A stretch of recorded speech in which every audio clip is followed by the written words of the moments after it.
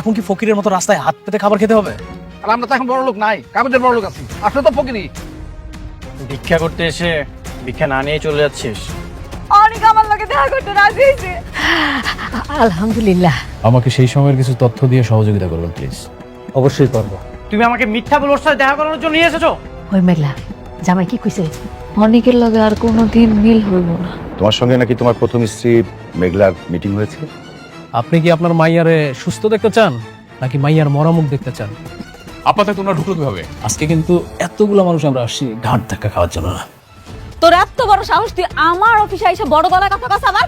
আরে ভাবি, আপনি না সবসময় ধৈর্যের পরীক্ষা নেন, যদিও বা আমার ধৈর্য না অনেক বড়। আজকে কোনোভাবেই আমি কন্ট্রোল করতে পারতেছি না। কি করি কি করি। আচ্ছা, মেন বিষয় আসি, তাই না? এই আলতাশ ভাই, আপনি দাঁড়াচ্ছেন কেন? বলেন। সেদিনই আমার সন্দেহ হয়েছিল, শাকির সাহেবের মতো একজন ভদ্রলোকের মেয়ে এত বেয়াদব হয় কি করে। আসলে বস্তির থেকে আসা মেয়ে তো এরকম তো হবেই। আলতাফ সাহেব, আপনি কিন্তু আপনার সীমা ছাড়িয়ে যাচ্ছেন। হ্যাঁ, আপনি ম্যাডামকে যেভাবে অপমান করে কথা বলছেন, আপনি জানেন না যে আপনাকে এখানে কি করতে পারি আমি। আরে রমজান সাহেব, আপনি না সবসময় শুধু উত্তেজিত হয়ে যান। আপনার বয়স হয়েছে, ভিপি লো হয়ে যাবে। আচ্ছা শুনেন, আপনি কাকে ম্যাডাম ম্যাডাম বলতেছেন? ও একটা বস্তির মেয়ে। ওকে বস্তির থেকে তুলে নিয়ে এসে আপনি শালিমা বিল্ডার্সের মতো হাজার হাজার কোটি টাকার মালিক বানিয়ে দিয়েছেন। আপনি কিন্তু কাজটা মোটেও ঠিক করেন নাই। Very bad. মানে? ও মানে বুঝতে পারছেন না? মানে শার্প অ্যান্ড ক্লিয়ার। মেঘলা শাকির চৌধুরীর মেয়ে না। শাকির চৌধুরীর মেয়ে হচ্ছে শালিমা। এ হচ্ছে অরিজিনাল মেয়ে। Shalimar builders group of industries এর একমাত্র উত্তরাধিকারী।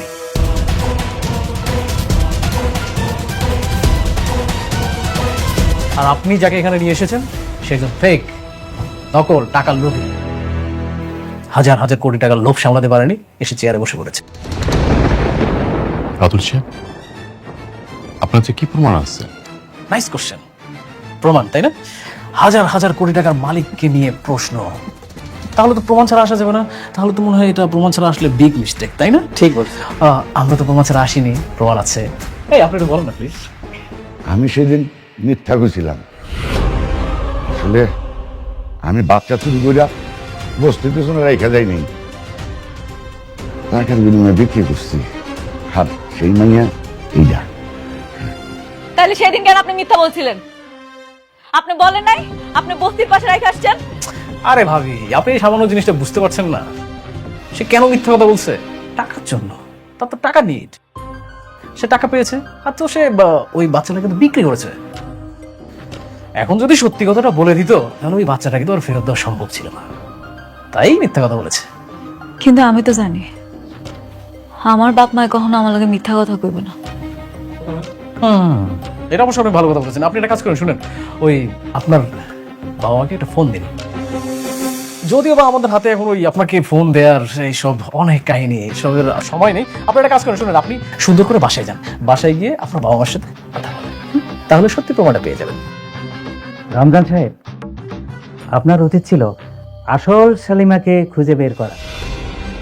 তা না করে আপনি কি করেছেন? বস্তি থেকে একটা মেয়ে ধরে নিয়ে আসছেন। কাজটা কি ঠিক করেছেন? সরি, আমি বুঝতে পারিনি। কিন্তু এখন যে উনি সবই সত্যি বলছে, এটা আমি কি করে বুঝবো? রমজান সাহেব, আপনি তো একজন শিক্ষিত মানুষ। মানুষটার নিজ মুখে তার কনফেশন দিয়েছে। সে কিভাবে বাচ্চাটাকে নিয়ে গিয়েছিল, কোথায় রেখেছিল, আবার কোথা থেকে আসলো, ক্লিয়ার। এরপরে তো আর প্রমাণ লাগে না। এখন একটা কাজ করুন, শুনেন, যে অরিজিনাল মালিক তাকে তার জায়গা বুঝিয়ে দেওয়া হোক। ম্যাডাম, সেদিন যদি আপনার বাবা মা সত্যি কথা বলতেন, তাহলে আজকের এই ভুলটা হতো না।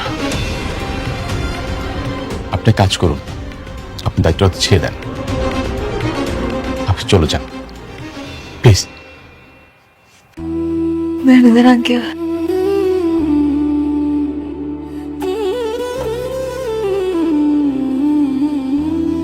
ঠিক আছে, আমি চলে যাইতেছি।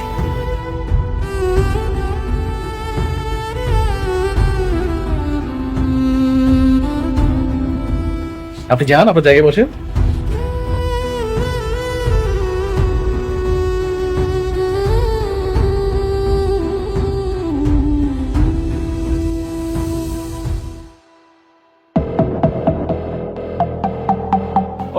Everyone thank you so much. আপনারা এখন আসতে পারেন, আমাদের কিছু প্রাইভেট কাজ আছে।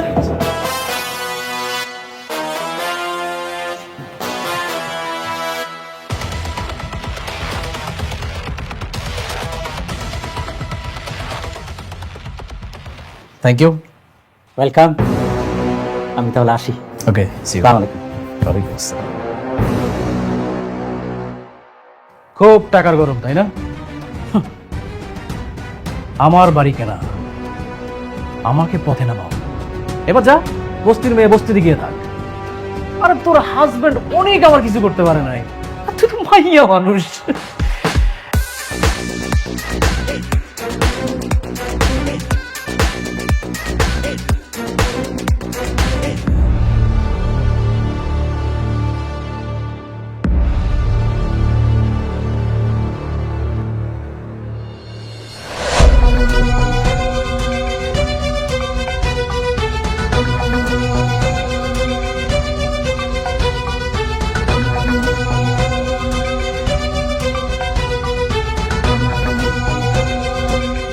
কি রে মা, কিসে কান্দা দোষ কেন?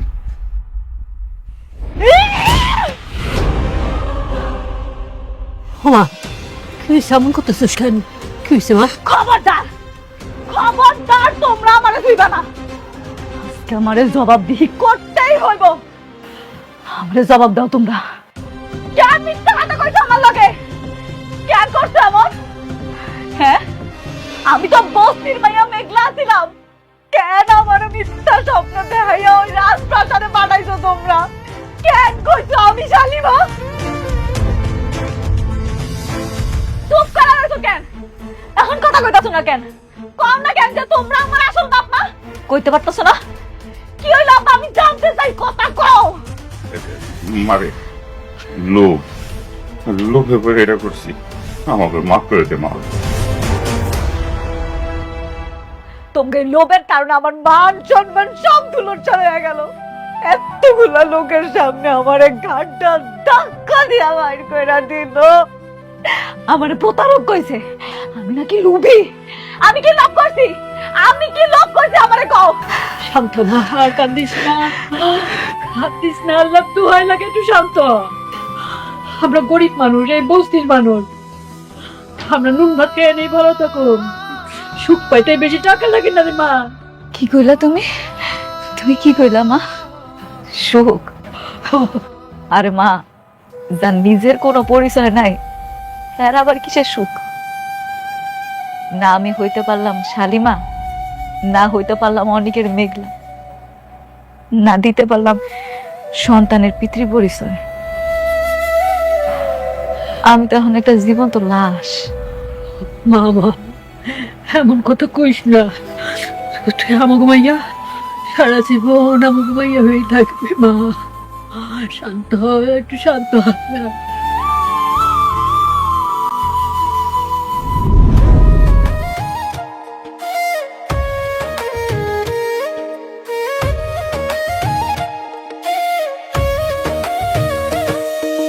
ভাগ্যগুনে পাইলাম তোমায়, ভাগ্যে তো আর রইলা না। দুঃখে আমার বুক ভেসে যায়, সুখের দেখা হইল না। তবু আমি তোমার আশায় কাঁদি দিবারাত রোজ। সুখে থেকো, ভালো থেকো গরি ঘরে রাজপুত রে। ও সুখে থেকো, ভালো থেকো গরি ঘরে রাজপুত রে।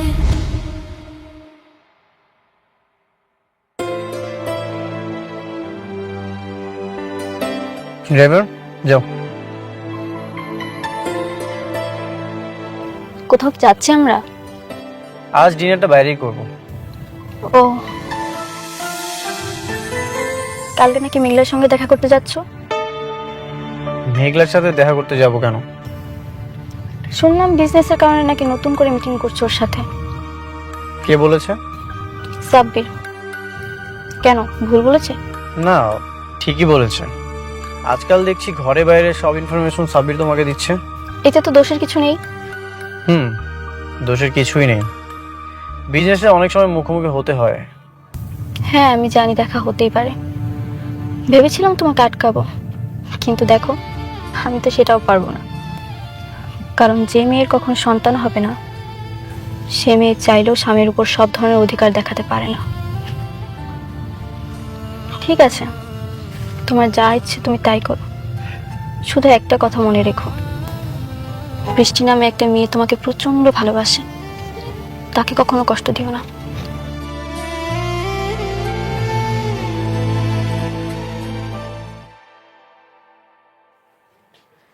মেঘলা, আমি সব ডকুমেন্টস নিয়ে এসেছি। এটা নিয়ে কি আমি তোমার সাথে কথা বলবো নাকি তোমার ম্যানেজারের কাছে যেতে হবে?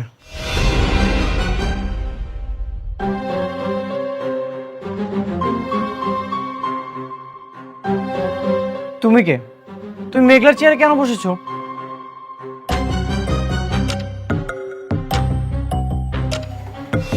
আমি শালিমা চৌধুরী, শাকির চৌধুরীর একমাত্র মেয়ে। আপনি আমাকে তুমি করে বলছেন কোন সাহসে? কে আপনি? আমি মেঘলার হাজবেন্ড অনিক চৌধুরী, আর মেঘলা হচ্ছে এই কোম্পানির ওনার। তুমি কে? তুমি মেঘলার চেয়ারে কেন বসেছো? মেঘলা? কে মেঘলা? কি সব জাতা বলছেন? আপনি বের হন। Security guard! আরে কি করতেছো?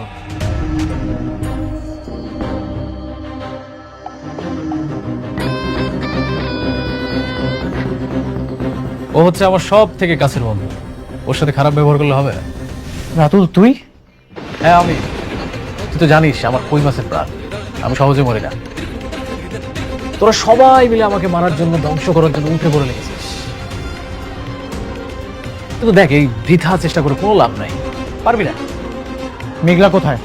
মেঘলা ও তো বস্তির মেয়ে, বস্তিতে চলে গেছে। তুই মেঘলার সাথে বেইমানি করেছিস? আরে না না না বন্ধু, দেখ সব সময় তোর এক পদ্ধতিতে খেলা যায় না, বুঝিস নাই? আমি শুধুমাত্র একটু খেলার ধরনটা পরিবর্তন করেছি। খেলার ধরন পরিবর্তন না করলে তো খেলাটা জমবে না। আমি তোকে খুব ভালো মতোই চিনি। নিশ্চয়ই তুই মেঘলার বিরুদ্ধে কোনো ষড়যন্ত্র করে ওকে এখান থেকে বের করে দিয়েছিস। অবশ্যই ষড়যন্ত্র করেছে, কারণ মেঘলা একটা খারাপ মেয়ে, লোভী। এতদিন শালিমা বিল্ডার্সে একটা ফেক মালিক হয়ে কোটিপতি হয়েছিল, কিন্তু এই যে এখন দেখ অরিজিনাল মালিক আসছে, এসবকে ঘাট ধাক্কা দিয়ে বের করে দিছে। আমি বিশ্বাস করি না। তোর বিশ্বাস করায় না করায় কিচ্ছু আসে যায় না। শোন, এতক্ষণ তোকে বন্ধুত্বর খাতিরে আমি সময় দিলাম, তুই তাড়াতাড়ি এখান থেকে বের হয়ে চলে যা, না হলে এখানকার সিকিউরিটি গুলো আবার অনেক কথা শুনে, তারপরে দেখা গেল যে তোর সাথে আবার। কি করবি তুই? তুই আমাকে ভয় দেখাচ্ছিস? তুই প্রথমে আমার সাথে বেইমানি করছিস, এখন মেঘলার সাথে বেইমানি করছিস। Security guard!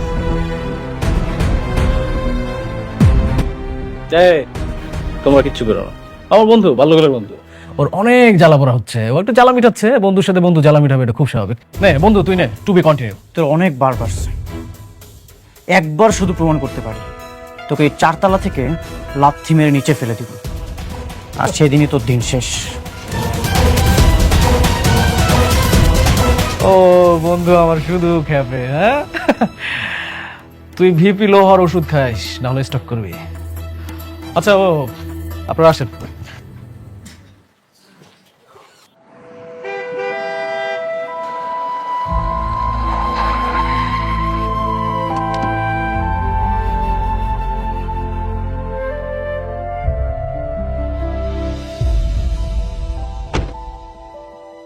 ড্রাইভার, বাসায় চলে যাও।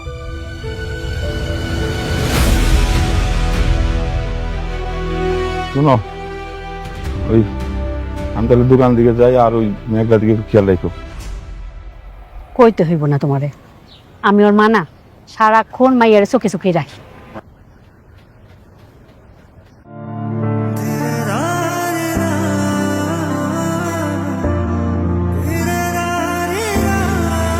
বাবা অনিক, কেমন আছো?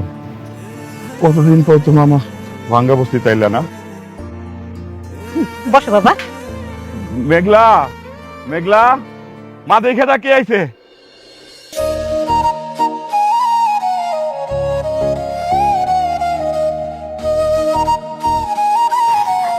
বসো না বাবা।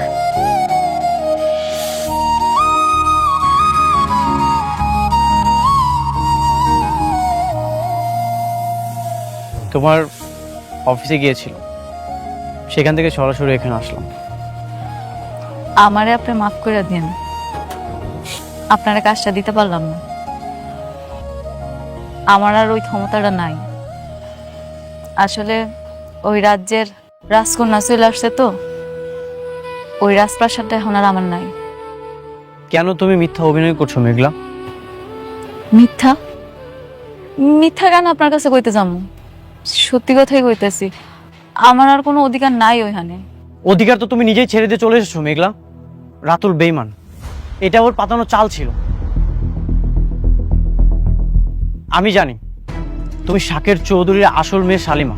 ওরা তোমাকে ষড়যন্ত্র করে বের করে দিয়েছে, আর তুমিও সেই পাতানো ফাঁদে পা দিয়ে মাথা নিচু করে চলে এসেছো। তা না ছাড়া কি করবো আমি? আমার নিজের স্বামী আমার অবিশ্বাস করে, আমার সততা নিয়ে প্রশ্ন তুলে। যেখানে আমার স্বামী আমার বিশ্বাস করে না, আমি বাইরের মানুষকে বিশ্বাস করামো কেমন? এটা কি সম্ভব? আর তাছাড়া তারা ভুল কিছু কয় নাই। আমি আসলে আসল শালিমা না। আমার আম্মা আব্বা স্বীকার করছে আমি নাকি হ্যাঁ আপন সন্তান। আমি শাকের চৌধুরীর মাইয়া না। মেঘলা ঠিক কইছে বাবা, ও আমাকে মাইয়া, ওরে আমরা কুড়াই পাই নাই। কেন আপনারা আমার সাথে আর প্রকৃতির সাথে মিথ্যা কথা বলছেন? আপনারা কি চান না মেঘলা তার হকের সম্পত্তি ফিরে পাক? না না না, আমরা চাই না মেঘলা আমার সন্তান, আমার কাছে থাক। চাই না ওই রাজপ্রাসাদ। আব্বা এগুলো তুমি কি কইতাছো? তার মানে অনেক যা কইতাছে এই সব কিছু সত্যি? আমি তাহলে আসল শালিমা? এই কোটি কোটি টাকার সম্পত্তি সব আমার? জানি না, আমি কিছু জানি না। আপনারা কিছু না জানলেও আমি সবকিছু জানি।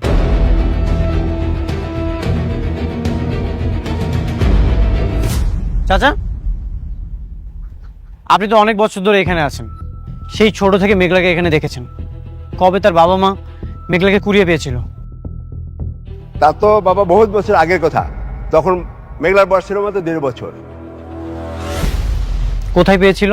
ওই যে আমাদের বস্তির বড় গেটের সামনে ময়লার পাশে, ওকে যেন কি রেখে গেছিল। ওই মেয়াই কি আলতু ফালতু কথা কইতেছেন? এন থেকে জান তো, জান কইতেছি। মেঘলা আমাকে মেয়া, আমার কলিজা। সত্যি কখনোই ঢেকে রাখা যায় না। আমি প্রমাণ করবই মেঘলা যে আসল শালিমা। এ অনেক চৌধুরী সব বেঈমানদের মুখোশ টেনে ছিঁড়বেই। অনেক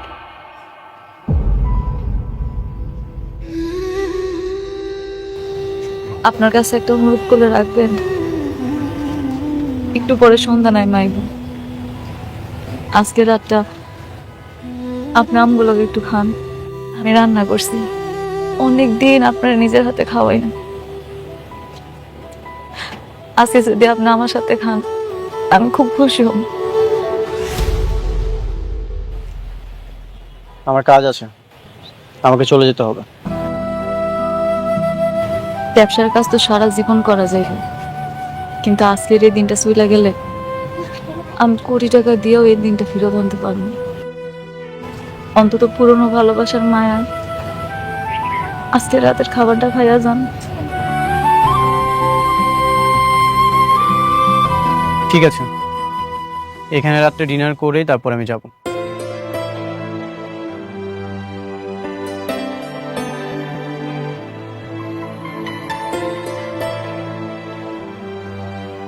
জামাইরে একটু ভালো মন্দ খাওয়াইতে হবে, বুঝছো?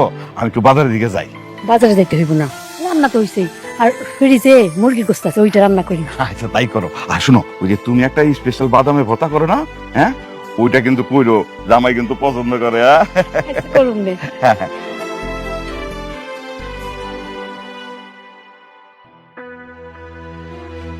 কি ব্যাপার, তোমার বাবা কোথায়? তারপর বলেন কেমন খেলা দিলাম? তুমি তো সবসময় ভালোই খেলো। আপনি একটা জিনিস খেয়াল করেছেন আঙ্কেল? ওরা আমাকে বাসা থেকে বের করে দিয়েছে, আর আমি কিছুদিনের মধ্যে ওদেরকে পুরো কোম্পানি থেকে বের করে দিয়েছে। সেইটা ভালো করছো, কিন্তু বাবা তুমি তো আমার শান্তারেই শালিমার বানাইতে পারতা, শুধু শুধু বাইরের একটা মেয়েরে। কি যে বলেন না আপনি আঙ্কেল, সবাইকে দিয়ে আসলে সবকিছু হয় না। হ্যাঁ তা অবশ্যই। আচ্ছা শোনো, তুমি কিন্তু রাতুল বাবাদের সব কথা একদম অক্ষর অক্ষরে মেনে চলবা, ঠিক আছে? এমন আবার করো না যে ওই যে তোমার যে ওই যে ধন সম্পত্তির অহংকারে আবার অহংকারী হয়ে যাও না, বুঝতে পারছো? এই আপনি অনেক বেশি কথা বলেন, এরপর বেশি কথা বলে আপনার খবর আছে। আচ্ছা সরি। এই শুনুন, আপনার ওকে সম্মান দিয়ে কথা বলো। হ্যাঁ আর শুনো, তোমার যদি কোনো কিছু প্রয়োজন হয় তাহলে ওই যে ওনার মামে আছে, বললেই নিয়ে এসে দিবে। কেন, ওনারা কাজের লোক? রাতু, উনি কি বলছে এসব? আরে না, আত্মীয় স্বজন। শোনো, বাদ দাও না ওদের কথা। আর তুমি কি ধরনের রুমে থাকতে চাও বলো? অবশ্যই আমি যে রুমটাতে থাকবো রুমটা বিশাল বড় হতে হবে, একটা কমন ওয়াশরুম থাকতে হবে, ইভেন ওয়াশরুমে বিশাল বড় একটা বাথটব থাকতে হবে। হাত পা ছড়ায় শাওয়ার না নিলে না ফিল আসে না। তাহলে একদম ঠিকঠাক পছন্দ করছো তুমি। ওই রকম রুমেই রাতুল থাকে, ওই রুমে তুমি, অথবা আরেকটা রুম আছে সেটাতে আমি আর তোমার চাচি থাকি। মানে তাহলে এক কাজ করো, তুমি শান্তার সাথে একই রুমে ওই যে ডাবলিংটা করতে পারো। কি অসম্ভব, আমি কারোর সাথে রুম টুম শেয়ার করতে পারবো না। কি ব্যাপার, তুমি কি চাচ্ছ আমি থাকবো নাকি? আরে না না না, এই শুনুন, আপনারা আজকের মধ্যে রুম খালি করবেন। বাবা যে আমার তো কোমরে অনেক ব্যথা, বুঝছো? আমি ওই যে নরম বিছনা না হলে আমি ঠিক ঘুমাইতে পারি না। এই বয়সে আবার টানাটানি করাটা কি ঠিক হবে? আপনি না বেশি কথা বলেন, বেশি কথা বললে কিন্তু রাস্তার মাল একদম রাস্তায় গিয়ে রাখবে। আচ্ছা ঠিক আছে।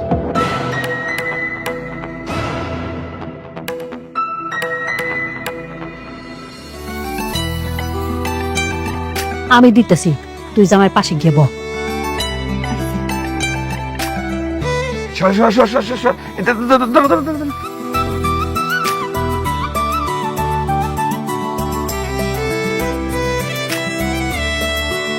কই তুমি না বাদাম ভর্তা করছিলে?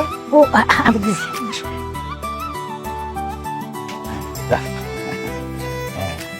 এই যে এটা বাদাম ভর্তা। আপনারা এখানে বসেন, এত কিছু করার কি দরকার ছিল? কি যে কও না বাবা, কইয়া তোমারে খাওয়াইতে পারি, তুমি তো ওনারা হই না। আপনারা এখানে বসেন। না, ঠিক আছে।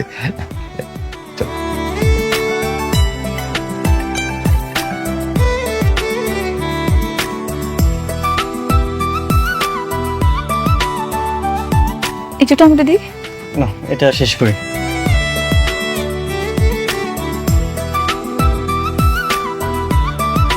তুমিও নাও। না, আমি এখন খাবো না, পরে খান। আপনি খান। বাবা, বস বস বস। তোমার সাথে অনেকের কোনো কথা হয়েছে? ওকে তো ফোনে পাচ্ছি না। না, আমার সাথে কথা হয়নি। তোমার সাথে কথা হয়েছে সাব্বির? না, আমার সঙ্গে তো কথা হয়নি।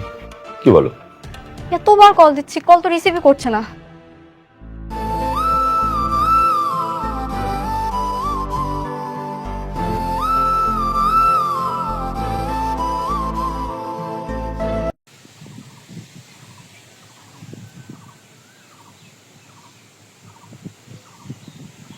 হ্যালো বন্ধুরা, গরিব ঘরের রাজপুত্র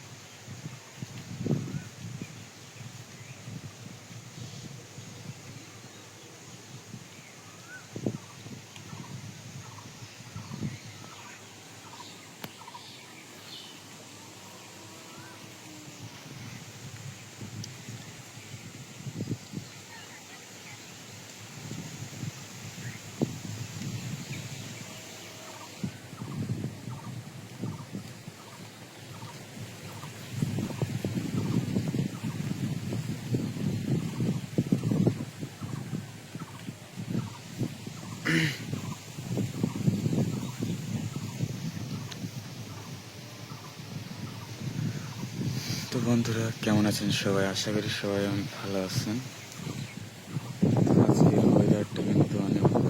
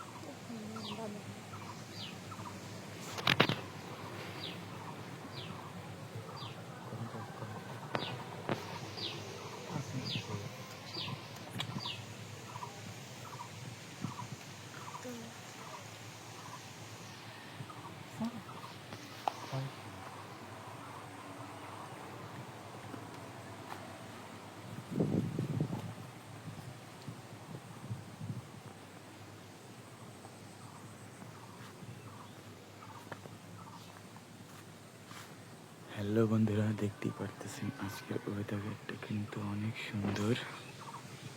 রোদও আছে, আবার আকাশে মেঘও আছে।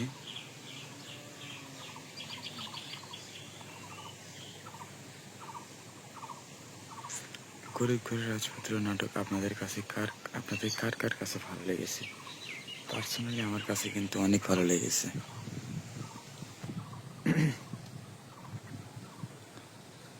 আমি একটা পর্ব মিস করি নাই, সবগুলো পর্ব দেখেছি। আপনারা কে কে সবগুলো পর্ব তো অবশ্যই কমেন্ট করে জানিয়ে যাবেন। তো বন্ধুরা, ভিডিওতে সবাই একটা লাইক করে দিবেন। চ্যানেলে নতুন হয়ে থাকলে চ্যানেলটা সাবস্ক্রাইব করে দিবেন।